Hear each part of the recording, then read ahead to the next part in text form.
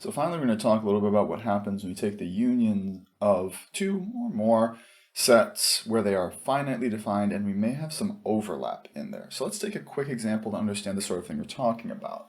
Let's say that we have the set A is 1, 2, and B is 2, 3.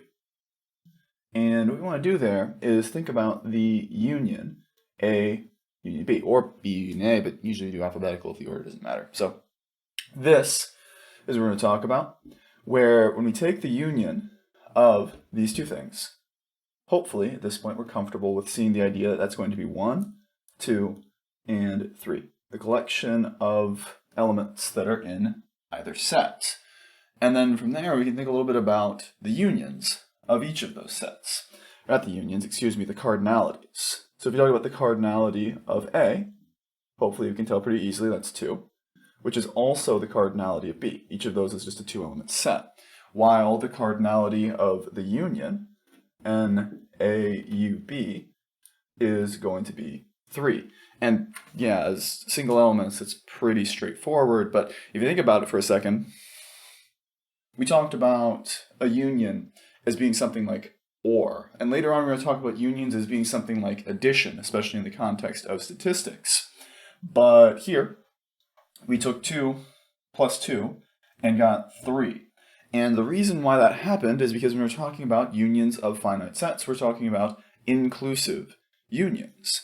And in this case, we had both 2 over there and 2 over there. So when we got our union, we had both the elements in A, 2 from A, along with 2 from B, minus the 1 that was in both.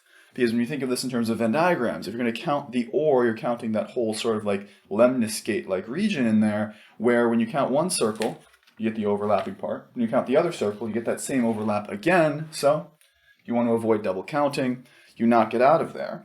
And as a result, if you're talking about any finite union, where this gets more complicated with stuff like inclusion and exclusion for more than 2 cases, which is why we're not going to see it too much.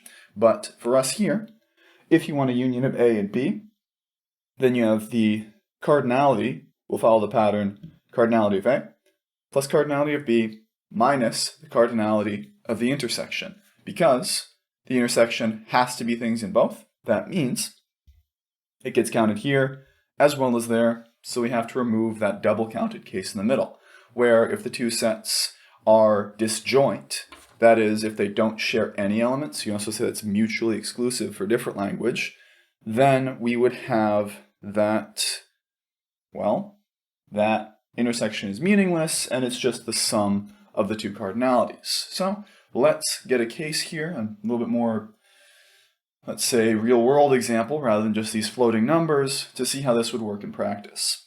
For this, we have that a pet store surveyed shoppers, finding that 96 had cats, 97 had dogs, and 29 had both. Where what we want to find is how many people owned cats or dogs. So first thing I'm going to do is introduce some notation here. So I will say that the set A is the set of people with cats. Why cats are first? No good reason. Don't take this to your head, cat people. And then similarly, we're going to define B as people owning dogs. So B is the set of, curly brace, people with dogs.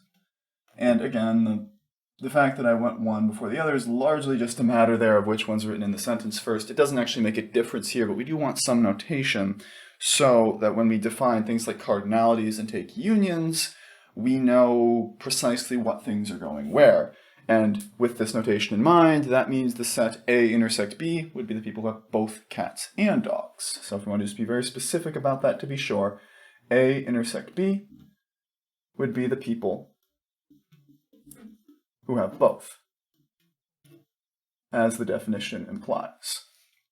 And from there, if we want to talk about the cardinalities, the cardinality of the set A, as given by the definition of the problem, is 96, while the cardinality of the set B is given as 97, and the cardinality of the intersection A intersect B, the people with both, is 29. So you can think about what that might look like in terms of Venn diagrams, that we have the 97 in one bubble, the 96 in the other bubble, and the 29 in that split sliver in the middle there.